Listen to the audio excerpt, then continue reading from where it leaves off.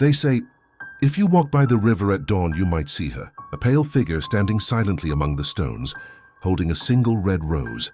Her dress sways with the wind, but her face is still, too still, as if time forgot her. Her name was Elisa Day. She was the most beautiful girl in a small village nestled between the green hills of Ireland. Her hair was the color of dark honey, and her eyes, wide and curious, held a sadness no one could quite explain. But it was not just her beauty that people remembered. It was the rose. Always the rose. Every day she walked through the village with a red rose in her hand, as if waiting for something or someone. Then one day a stranger arrived. He came from the east, they said, a traveler, quiet but polite, with a calm voice and eyes that lingered too long. No one knew his name. He never stayed in one place for long, but the moment he saw Elisa, everything changed. He watched her like she was a painting. And Elisa, she fell in love with him almost instantly. They say he was charming, intense, and always smiling, but not with his eyes. For 3 days they were inseparable. They walked through the fields, talked by the river, and laughed in the dark corners of the village. But with every moment, there was a strange shadow behind his words. He asked questions, odd ones, about death, about the color red, about how deep the river was. On the 3rd day, he told her he wanted to take her to the most beautiful place he had ever seen. She followed him. Of course she did. How could she not? But Elisa never came back. The village searched for her, calling her name into the trees and along the riverbank. And there, near the edge of the water, they found something. A single red rose soaked in something darker than dew. They never found her body, just the rose. Some say the river took her.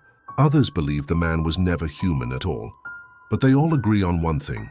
The next morning, just before the sun rose, a child saw her, standing in the river holding a rose, still smiling.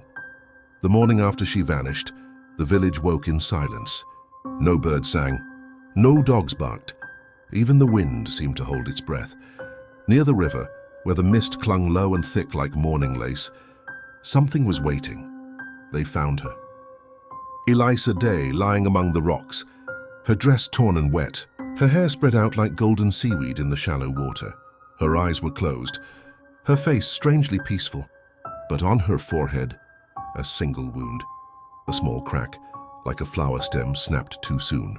In her hands she still held it, the rose. The red had darkened into something closer to rust. No one ever saw the man again. The townspeople whispered. Some said he had been the devil in human skin, collecting souls with promises of love.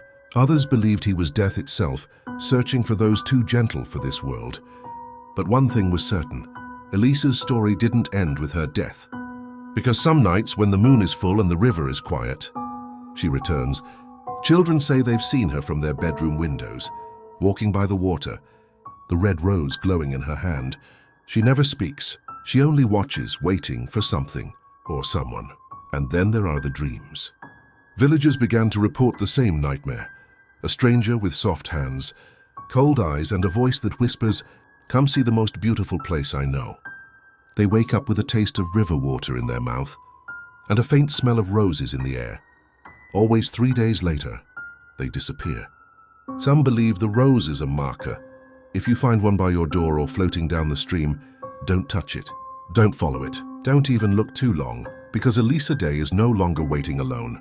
She's bringing him more.